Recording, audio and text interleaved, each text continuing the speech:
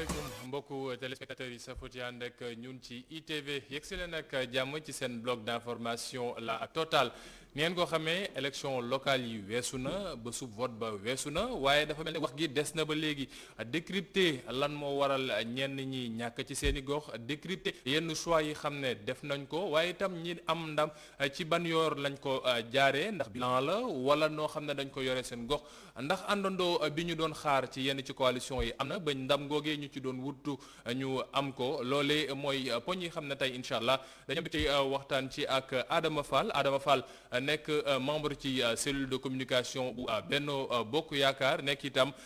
responsable politique APR fële ca Médina monsieur Fall ñu nuyu la bàyyi la nga nuyu waa Médina rue yëpp waaye itam nuyu waa Sénégal. Cheikh sama doomu baay ñu ngi lay nuyu di jox sa wàccuwaay di nuyu seen i téléspectateurs ak seen i téléspectatrices yi nga xam ni ñoo safoo di seetaan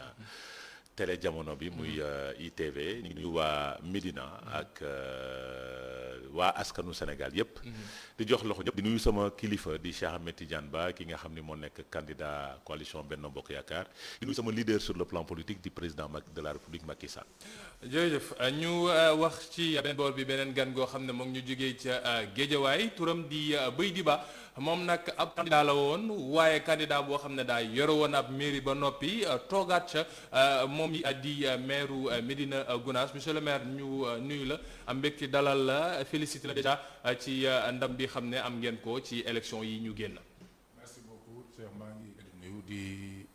jaajëfal waa ITV di nuyu waa àdduna bi yëpp waa Sénégal Guédiawaye surtout ak waa Médina Gounass ñi nga xam ne ñoom laa fi ñëwal di nuyu wax dëgg yàlla maire de la ville Alioune Sall bu baax a baax di ko masaw aussi di ko ñaanal di nuyu comme ni ko Fall waxee rek le président de la République Macky Sall di nuyu nag Adama bu baax sama xarit di nuyu ñëpp ñi nga xam ne ñu ngi ñuy déglu di ñu seetaan. waaw alors ñaari fortune yoo xam ne dañoo xaw a nduroowul ñoom ñoo toog ci plateau bi ci benn boor bi Adama Fall ca Médina ñoom ànd ak Cheikh Ahmed Tidiane Ba nu ñu ko waxee xam ne foofee ba léegi mbir yi kenn xamagul nu mu tëddee gàllu góoseen ne ñu koy waxee noonu lañ ko mën a tuddee ndax ñenn ñi nee nañu Bamba Fall moo am ndam waa këram moom ba léegi amaguñu d'accord ci loolu alors que ne de l'autre côté kiiti Baydi moom ba ñu voté jàpp naa ba ci guddi ga mbir ya leer na naññ ci élection yi ndax résultat yi moom amul woon sikki sàkk laaj bi ñu njëkk Adama mooy wute yi xam ne dañ koo seetlu ci gox-goxaan yi c'est vrai élection locale la nekkul loo xam ne niveau national la gox bu nekk ak spécificité waaye li xam ne fortune diverses yi dañ ko am ci côté Benno Bokk Yaakaar lan nga jàpp ne moom moo ko waral surtout yéen ci seen commune bi ngeen nekk muy Médina déjà. jërëjëf dinaa sawar ci tontu ci question boobu parce que dañu ne élection gox-goxaat mooy mbirum nawetaan nag da ngay tànn équipe yoo xamante ni ñoom ñoo nekk ci biir quartier bi jege population bi tànn joueurs yoo xamante ni échauffé wu nañ jël nañ temps def échauffement bu baax pour mën a def élection donc li nga xam ni moom moo xew ci suñu biir commune mooy yàlla daf ñu dimbali président de la République tànn candidat bu am solo tànn muy mbër boo xamante ni dafa am taxawaay bu am solo ci Médina depuis 5 ans mu nekk di liggéey un travail extraordinaire au niveau de la commune jege population bi di leen accompagner ci lu bëri sur le plan social ak leneen donc président ba mu ko jiitalee mu am à la tête de la coalition ñu ñëw dajaloo nag ci biir coalition Benno Bokk Yaakaar fas yéene janook Cheikh Ahmadou Bamba Fall mi nga xam ni mooy le maire sortant yàlla def ñu mën campagne bu am solo defuñu ay meeting nag comme ni ko defee dem wàcc dugg ci biir askan bi waxtaan ak ñoom am programme bu ñu tëgg ci 7 axes dénk ko population bi jaay ko mais malheureusement ci biir campagne bi ñu gis ci violence boo xamante ni kenn xamul nu mu mel violence bu bari mais duñ ko féetale fenn du dëgg parce que dañ doon ñaan loolu jeex maintenant ba ñu demee ci biir violence élection yi jeex yàlla may ñu ci biir tendance yi nga xam ne moom moo jiite yàlla may ñu jiitu ci mais ci li ngeen jàpp yéen ci lu ñu jàpp waaw ci li ngeen jàpp ci lu ñu jàpp ci tendance nee naa la tendance yi nga xam ne moom la ñu am guddi yi ñu toll mooy ñun ñoo jiitu ci tendance yi les tendances nous sont favorables pourquoi tendance yi favorable la parce que def nañ un travail politique extraordinaire au sein de la commune mu permettre ñu élection yi jóg population bi jóg massivement votel ñu maintenant ñu ba pare sur le plan politique ñu yóbbu suñu adversaire foo xamante ni kenn mësu ko fa yóbbu parce que en 2014 18 heures la génn di jubilé parce que sur les scores dafa doubler suñu score en 2014 cette fois-ci mu am kàngam boo xamante ni dafa dugg ci gardam dóor ko benn ku mu kawoon nag fi mu ne nii mi ngi jiixi jaaxa àggagul teer mi ngi jafandu mais yaakaar nañ ni d'ici résultats yi di génn suñu dajalee li ñuy xayma yëpp war yàlla mën nañu fexe ba may ñu ndam ca jour ba. mais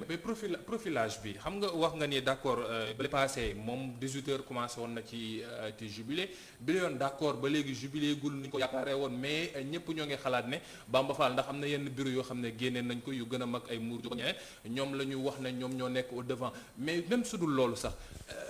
suñu demee ba mbir yi xaw a tàncoo nii alors que ne Bamba Fall d'accord yéen le maire toujours mais changé na coalition entre temps nekkoon na fi taxaw léegi nekkatul taxaw dem na ca dem ci gëm sa bopp mu toog ba léegi yéen xamagu ndax yéen na ko raw wala déet alors que la coalition Benno n'a pas changé lan la dafa am ñoo xam ne dañ ci waroon dugg ñu ci wala ñoo xam ne choix bi en tant que tel moo posé problème. xam nga gagner un maire sortant li may wax bay dee xam na ko gagner un maire sortant bu gérer appareil dafa jafe. parce que dafa yor appareil nga bëgg ko déjjati dafay jafe moo tax ñu toll ci difficulté yi mais sur le profilage le profil était bon parce que Bamba moom su sañoon yaakaar naa ne du am candidat bu mel ni Cheikh Ahmed Tidiane Ba su sañoon parce que yàgg na ko wax ci biir déclaration am que Seydou mooy le meilleur profil du ma bëgguma tudd tur parce que sama grand frère la mais su sañoon tey du am candidat bu mel nii du jàkkaarloog moom parce que daf su sañoon day am candidat ba élection bu yomb mais tey amu ko parce que gars yi dajaloo nañ c'est vrai que le cas Seydou mi nga tudd léegi c'est vrai bëgguñu tudd tur mais il faut le faire quelquefois parce que Seydou moom la ñenn ñu doon xalaat ne peut-être dina dem même su fekkee ne Cheikh Ba ni nga ko waxee teel naa tàmbale wone boppam ci biir Médina ci campagne bi yëpp ñu bëri dañ doon wax ne c'est comme si moom am retenu ci affaire bi ndax kenn gisu ko kenn seetluwul Seydou Gueye mu am taxawaay bi mu waroon am ci biir campagne bi est-ce que yooyu nekk loo xam ne da leen affaiblir. on les a pas vus ensemble plusieurs fois gisuñu leen ensemble ñoom ñaar plusieurs fois. mais terewul Seydou bi ngi doon mener le travail au niveau de ses bases politiques parce que def na benn tee débat au niveau de son quartier bu mag boo xamante ni moom ak Cheikh Ba ñoo ko def jour bi muy avant dernier jour campagne bi def na ay visites de proximité au niveau des quartiers n'est-ce pas ba pare il avait des responsabilités au niveau du département de Dakar parce que loolu bu ñu ko fàtte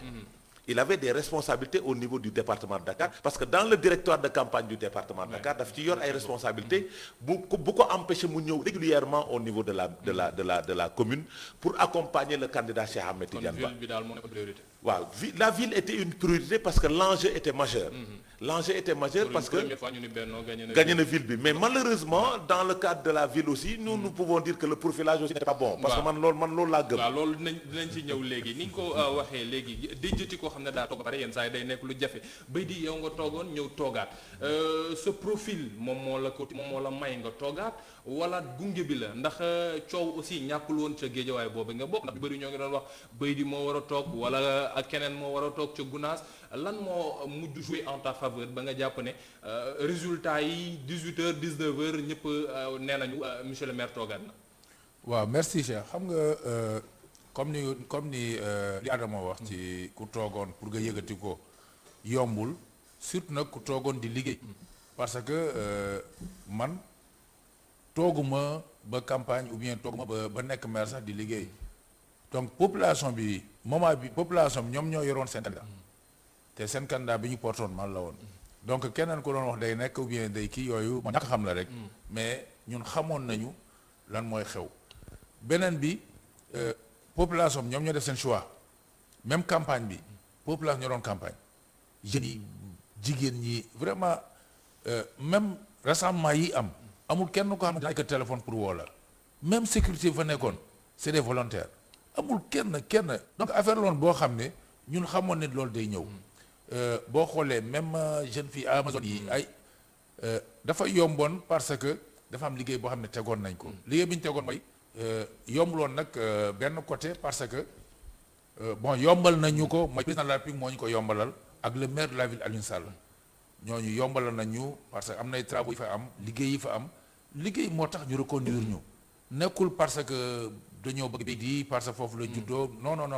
liggéey nag boo xam ne population bi ñoo accompagner ci liggéey boobu. parce que ñu bëri gars yi lu ñuy wax moo di ne ñu bëri dañoo voté contre Benno voté ñu pour Yewwi wala voté pour keneen yenn saa yi dañu doon ay vote sanction leen la ñu wax la ñu gis ci yenn gox yi yow nga bokk ci appareil pouvoir bi sa gox nga jëlaat ko alors que ne liste Yewwi moo ngi fa woon liste Wallu Sénégal moo ngi fa woon te ñooñee ñu bëri dañ doon am yaakaar ci ñoom lan la bëri def loo xam ne nit mën na ko toucher du bois parce que quelquefois dañuy wax ne Médina Gounass quand même c'est assez clos dañuy wax ne amul benn ressource boo xam ne nit yi mën nañ ko am lu jëm ci liggéey ak yeneen nan la béy di téye ay électeurs am téye bi mooy yëg leen mooy xam leen parce que juddu seen biir màgg seen biir dëkk seen biir reste ba léegi seen biir donc di ànd ak ñoom man je ne me sens pas que dama maire laa sax ci bu ma nekkee ci biir dëkk bi damay fàtte ne maire laa donc ñoom seen bopp ñoo gis seen bopp ci man parce que nag man gënuma leen ëpp ma leen xam-xam du dara du juddu du dara yàlla rek moo def seen bi ci ñoom ñu bëgg ma am yaakaar man tam aussi may dem di wut ñuy defar suñu dëkk parce que Médina Gounass ku ko xam avant 10 ans tey boo ko xoolee dëgg-dëgg xam nga ne dëkk bii dañ ko liggéey boobu kese la ñu population bi jàppee parce que kër yoo xam ne ñu doon leen jaay ay 300 000 ay 400 000 ay 700 000 tey kër yooyu mooy ñooñu lañuy jaay 20 millions 30 millions donc développement boobu moom loolu la ñu nit ñi toppee liggéey bi rek la ñu nit ñi toppee ak est-ce que du woon xaalis bi xam ne 3 milliards yi xam ne dañ doon wax ne campagne moom la nguur gi moom la Benno Bokk Yaakaar génnee parce que gars yi nee nañu xaalis ëpp na peut-être loolu la béy di profito pour mën a ànd ak ñi mu doon def campagne am ci nu mu gënee. Cheikh bu ma la waxee man dinaa dem campagne ba ñëwaat maa xale yi may jàkkaarloog ay booy yoo xam ne wóor na ma ñii bu ñibbee duñu reer bii wóor na ma ne booy yi bu ñibbee duñu reer mais booy foofu la ñu nekk tàccu dem am na ci ñoo xam ne tasa naa ak ñoom di ñëwaat guddi mooy ñëwaat bu ma la waxee lu ma leen gis ñu yor ko di lekk te jóge ci man sama yaram dafay daw donc nekkul woon affaire xaalis non parce que bu ma la nee sécurité bi ay volonté lañu même communication gis nga booy ñi fa doon yore ko am benn peut-être mën naa wax ne kenn rek moo ci professionnel tuuti ñu des ñëpp ay booy koñ bi la rek yore seen téléphone di filmer di dugal donc nekkul woon affaire xaalis fekk na xaalis la non je pense que zone yi ñuy perte duñ ko perte donc côté Gounass moom li ñu waroon def nañ ko benn votel nañ le maire de la ville Alioune Sall parce que lu ñu am ci pourcentage ci Gounass bu ko amoon ci yenn commune yi tuuti rek bu ko ci amoon ci yenn commune yi dafay gagné ñun am nay bureau de vote yoo xam ne Alioune Sall moo ñu ëpp voix pourquoi parce que ñun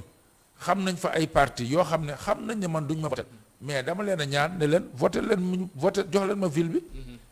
te ñooñu voté nañu ville parce que loolu moo tax ñun ñu ëppal yenn saa yi Aliou Sall ëpp lañu ay voix ci yenn urne yi ñun li ñu am Benno Bokk Yaakaar li mu am na 42 virgule ñi topp si ñun ñu ngi am 20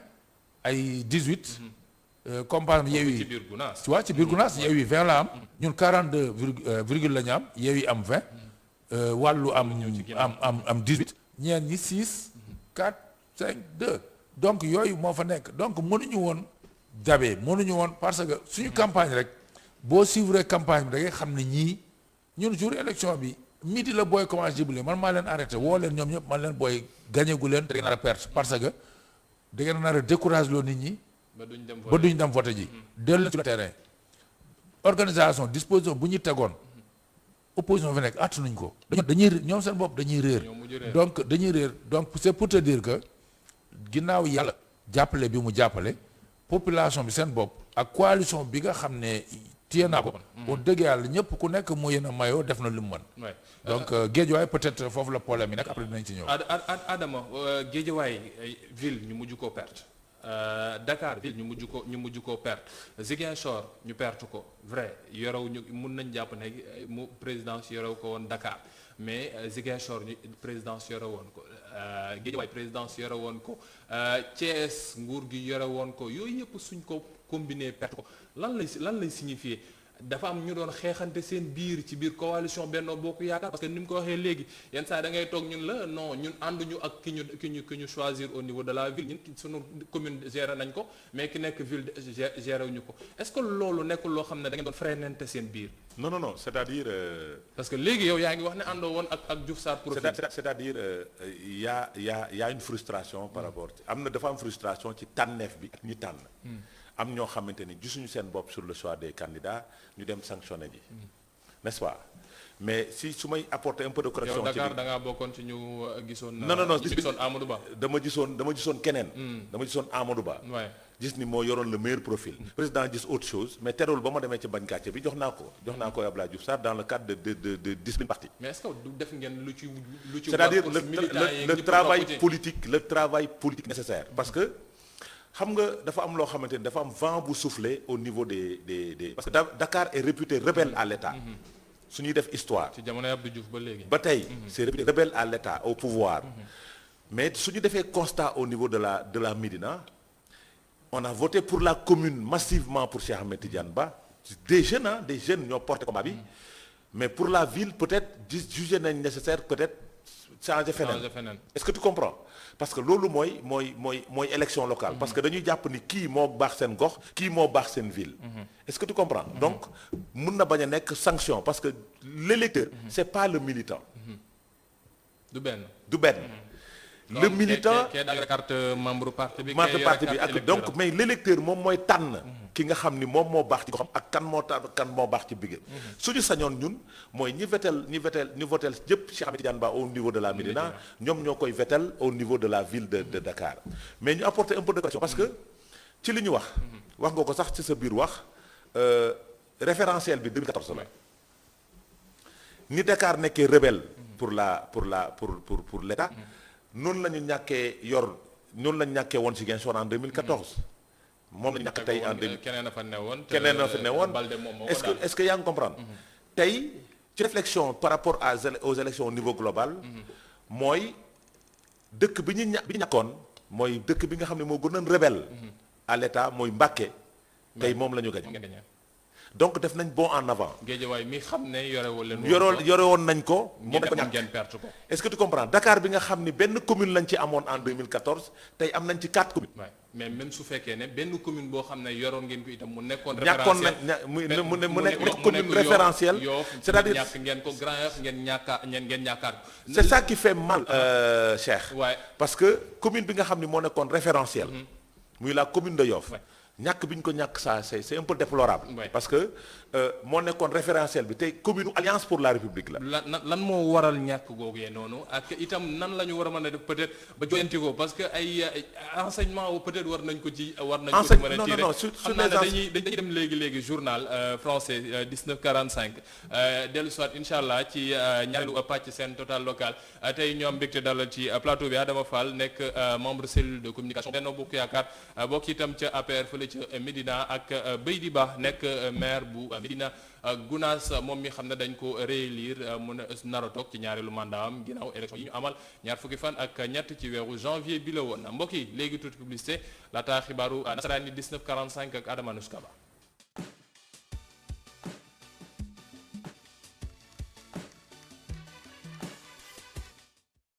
ko bu baax gërëm ko moom Adama Nuskaba ci xibaar yi xam ne moom la ñu andiloon ci kàllaamay nasaraan ci 1945 yegg si ci mujjanteelu pàcc seen total local ni ma leen ko doon waxee ñuy waxtaanee lu jëm ci élection locale yi xam ne weesu nañ ko maa ngi wax sax total local mais bloc d'information la total ginnaaw ba ñu jógee ci élection yi gox yi xam ne Benno Bokk Yaakaar ñàkk na ko choix wu nit yi xam ne itam def nañ ko lan moo nekk li gën a déterminant waaye itam lan moo ban jàngat lañ ci war a mën a am bay di li jëm ca Guédiawaye c'était quoi le problème avec Aliou Sall lan moo tax jafe-jafe am ba mujj ñu xam ndax Aliou Sall moom moo nekkoon la bonne personne à mettre au devant de la scène wala dafa am ñoo xam ne dañu doon xeex Aliou Sall te nekk ci biir coalition bi. Merci. Je pense que Aliou Sall mënoon am candidat bu ko gën parce que il a tout fait il a tout donné à Guédiawaye lépp loo mënta xalaat ci lu baax def na ko Guédiawaye ñun suñu bopp ñun waxee Aliou Sall loolu mooy lan. parce que maanaam Benno moo xeex Aliou Sall ñeneen ñi profité ci bu fekkoon ne Benno dëgg-dëgg jógoon nañu dëgg-dëgg taxawaay bi leen war wax dëgg yàlla mënuñu perte Guédiawaye parce que même communes yi nga xam ne dañ ko gagné bon Alioune Sall dafa faible foofu. waru mën a nekk. waaw c'est le cas ay Ndiarème Limamoulaye ak Sam donc Notaire am na ñoo xam ne defuñu lu leen war man noonu laa ko gisee. golf war ko perte. di encourager aussi suma frère Lat Diop. wax dëgg yàlla jàmbal tamit ak képp ki nga xam ne am na ñoo xam ne xam nga kooku moom. amul benn intérêt pour perte. donc def na lu mu waroon def na lu mais jàppale bi moom moo amul woon jàppale bi war dëgg-dëgg. mais pourquoi jàppale boobu amul alors que ne niñ ko mën a tuddee kenn rek la ñenn ñu doon gis pour mu peut-être xëccoo ak Aliou Sall muy Lat Diop moomee nga tudd te Lat Diop mujj nañ ko jox golf nee na Fatoumata Tall nekk ci directoire de campagne bu Aliou Sall kuréel yooyu am fan la war a mën a jóge parce que amuñu woon numéro 2 boo xam ne peut-être Guédiawaye mën nañu wax ne après Aliou Sall moom mooy toog. non problème mi nekkuloon foofu parce que nee na boo doon directrice campagne yu Aliou Sall. je pense que def na lu ko war mais su xam nga affaire. je ne parle pas de Benno APS dafa bëri ay responsable ku nekk responsable la donc képp koo xam ne bokkul lu muy def mooy day mer parce que man am na ñoo xam ne man bu doon mën naa citer des noms ñoo xam ne mën naa ne diw ak diw dañoo voté sanction ci yeneen commune pourquoi loolu tey jii écart bi nga xam ne golf perte nañ ko foofu mais écart dafa sori trop ça warul woon demee noonu parce que bu fekkee ne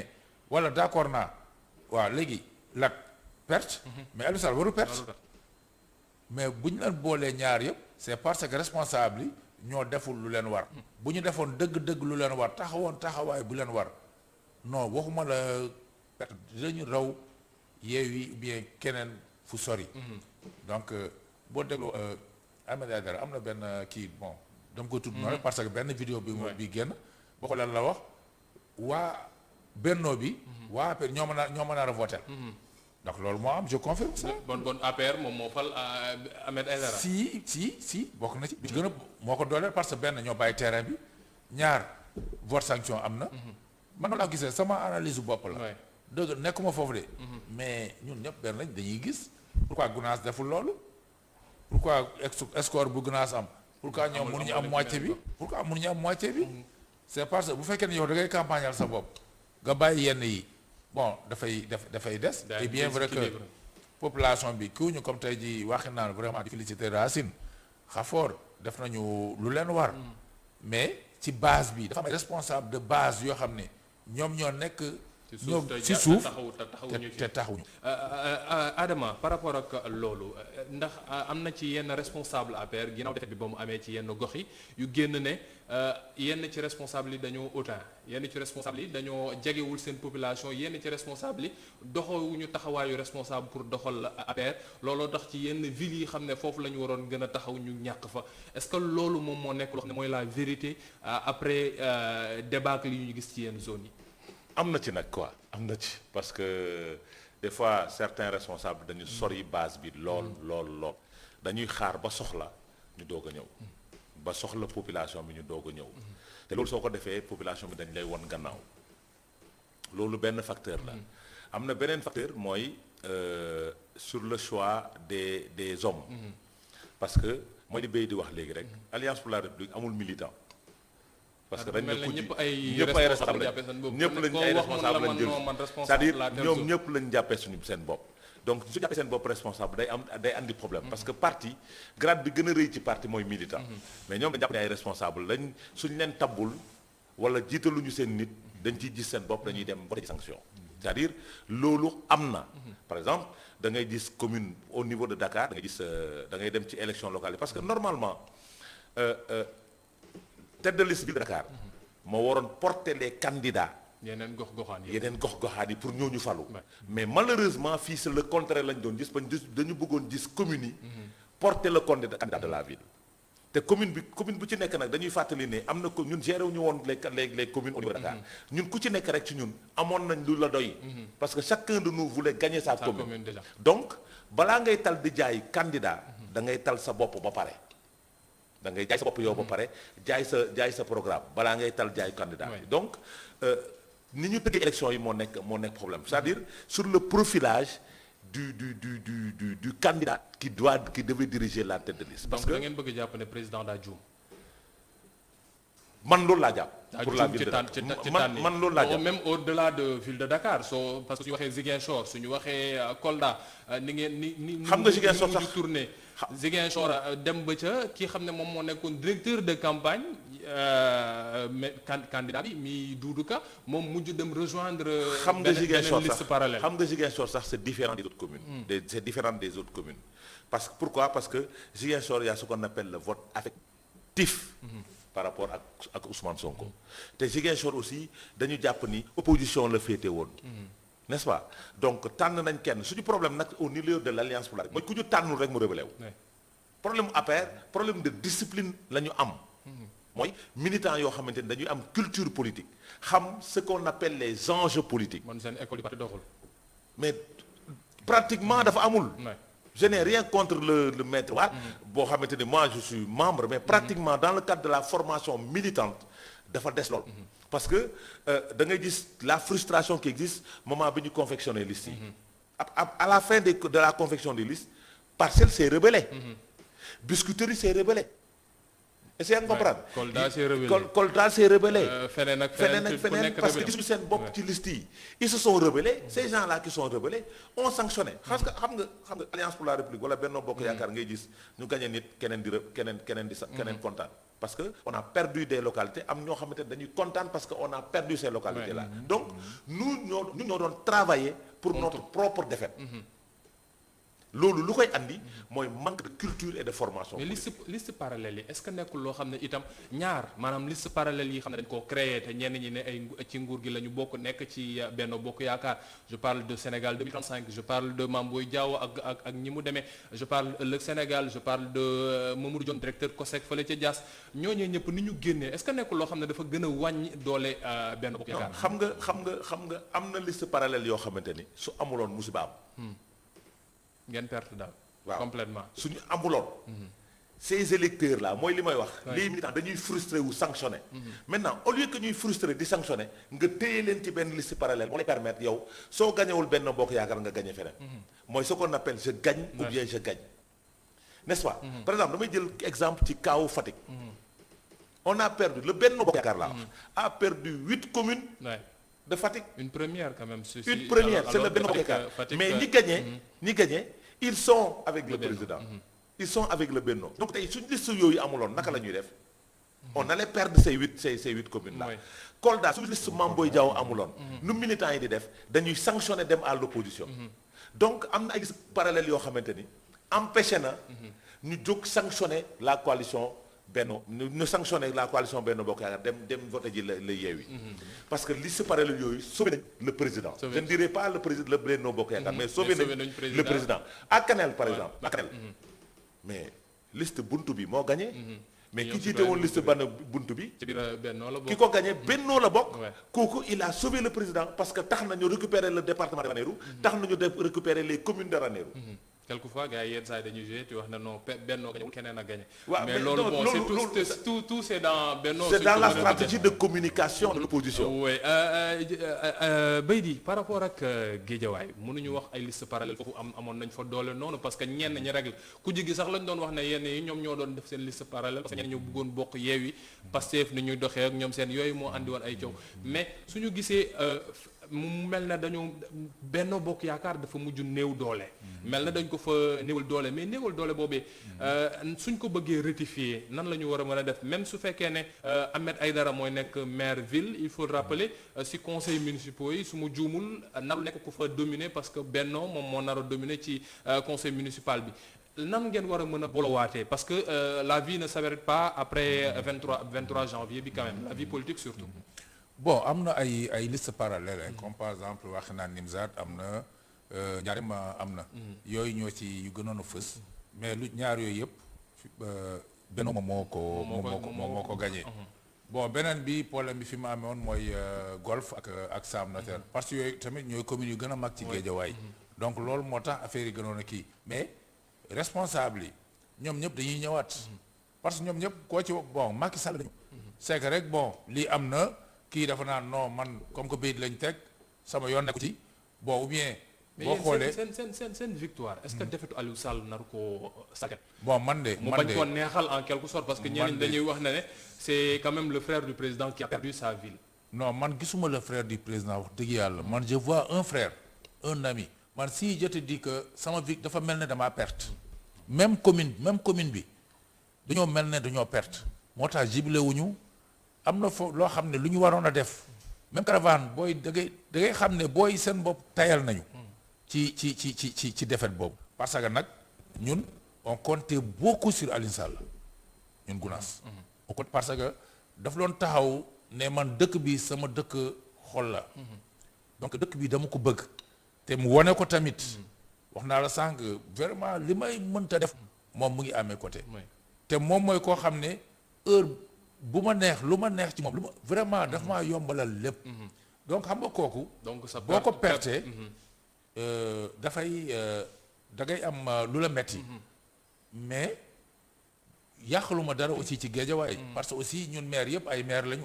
amul maire bu mag amul maire bu ndaw dañ doon wax Aliou Sall le maire le maire des maires bien bon c'est le grand maire parce que li mu doon incarné taxawaay bi mu taxawoon ak uuf bi mu uufoon loolu moo taxoon ñu daal koy cëral ñun ñëpp ñu nekk ci suufam nekk ci ginnaawam. léegi pour terminer parce qu'il reste très peu de temps bay di toogaan nga Guédiawaye toogaan nga plutôt Médina Gounass mu nekk boo xam ne maa ngi ko doon wax ci début bi peut-être ressources yi fi mu war a mën a jóge ndax yenn yi Sam Notaire mën na xëccoo ne am na marché mën na xëccoo ne am na stade ak yeneen mais yéen yooyu amoo leen kon nan ngeen na def pour yëkkati dooley Gounass ndax attentes yi bëri na quand même te léegi ni nga ko waxee ndaji seex bi leen waroon uuf nekkatu fa muy Aliou Sall. bon nekkatu fa mu ngi foofu parce que aussi mouvance présidentielle lañ nekk ku nekk da ngay am xarit rek même yow fi nga nekk nii am na koo xam ne sa xarit la boo xam ne bon toujours da ngay bëgg mu jege la da ngay bëgg mu nekk sa wet mais liggéey bi ñu liggéey du si changer dara tey jii amuñu woon marché mais am nañu projet pour construire benn centre commercial ak benn garage moderne foofu noonu projet boobu taxaw na ba pare moom xaalis bi am na lépp am na bon boo xoolee tey jii boo duggee Gounass bon mën naa ne sax moo gën a leer fi ñu nekk nii tey jii loolu yëpp ay si moo gën a leer fi koñ bi laa bëgg wax koñ bi laay bëgg wax koñ bi waaw koñ bi laa bëgg wax quoi koñ bi laa bëgg wax donc boo demee terrain bi ñu ngi koy préparer pour def ko terrain synthétique donc c'est des choses yoo xam ne suñu objectif mooy Gounass dax dëkk yi nekk Sénégal yëpp loolu moo ci lu yoon boobu lañ nekk. malgré difficulté financière yeeg malgré lu mu doon. dafa barkeel. gis nga c'est vrai on a un problème financier. xam nañ ne bon lu ñuy dugal tuuti na. mais dafa barkeel. ba nga xam ne waa dëkk bi sentiruñu absence moyen financier boobu. et bien vrai que ñoom xam nañ loolu. loolu sax moo ñu dimbale. parce que ñoom seen bopp lu ñu la mooy wax dëgg yàlla xam nañ ne dëkk bi da amul dara. waaye nag barkeel bu barkeel ak ñaan yi nga xam ne téye na ko. ñu ngi avancé te incha allah suñu deuxième mandat bi lu ñuy def dinañ def tout ba nga xam ne ñëpp dinañ xam ne lu ñu manqué woon ci dëkk bi parce que ñun suñu programme 2014 bi ñëw lépp def nañ ko ba mu des centre commercial bi je pense que loolu rek lañ dese woon. centre commercial ak gare routière loolu parce que projet boobu taxaw na. am nañ financement bi. donc am ngeen partenaires yi xam ne ñoom ñoo leen koy taxaw na. fan yi sax du yàgg dara ñu commencé ko. Inch'Allah. donc amatuñu yenn problème di demande le président de la République mu gën a taxaw ci Médina Gounass parce que nag ñun wusuñu donc dañuy taxaw dañ koy ndamoo donc lu des mooy moom mu wàccaat jàppale Gounass. je pense que projet yi ñoo ngi fi Promoville ak yeneen lépp non xool ñun tey jii tey ñaanatuñu dañuy force na ñëw na ñëw waaw Adama pour terminer ñenn ñi dañ doon wax ne 2014 moo nekkoon apogée 2019 plutôt moom moo nekkoon apogée Benno Bokk Yaakaar ba ñu ca weesoo est-ce que nekkuñu ti wàcc ci surtout nekkuñu ci phase déclin bi avec élection yi nii wala avenir u Benno ba léegi moo ngi gën a dëgg ndax su demee ba parti socialiste dem ci teg caution am ne non samay membre ku ci bëgg dem candidature na nga dem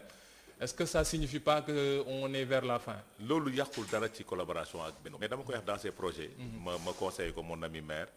que pour les projets de marché ne se rapproché wu de la CDC. pour ñu jàppale ko. waaw caisse de dépôt et consignation par rapport à ces projets de marché. ñu jàppale ko candidat moo nekk directeur bi. voilà Cheikh Ahmed Tidiane Ba donc soo ci tegee mun la ñu jàppale maintenant par rapport au Benno est toujours fort. Maintenant il y a ce qu'on appelle les stratégies politiques.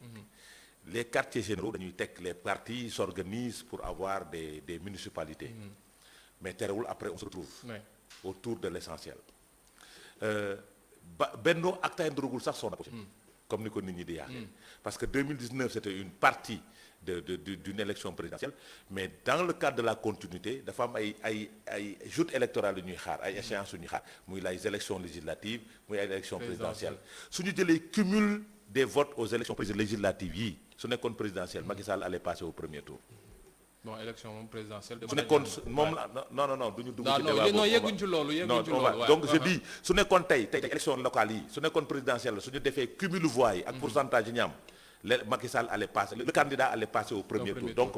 Benno mooy gagner élection yi su nekkoon au premier tour parce que nous avons au minimum 50% ci élection locale yi nga am ci au niveau national donc tey loolu day wone ni le Benno est une force qui existe te lu teew la. D'accord, donc l'espoir est toujours là. L'espoir est toujours là. Ce qu'il y a lieu de dire c'est de se réorganiser et de préparer les élections législatives et de préparer les élections présidentielles qui vont venir vers 2024. Est-ce que mën nañu xaar ay coppite ndax yenn gars yi ñoo ngi commencé wax ne sanction peut-être mu am ak gouvernement bu yees bi. Bon tu sais je ne suis pas dans la tête du président. Non, mais li ma xam daal en tant que politique. li ma xam daal mooy il faut décrypter le message lancé par la population. Oui. Décrypter. te yéen dégg ngeen ko. te yaakaar naa ni il faut retenir.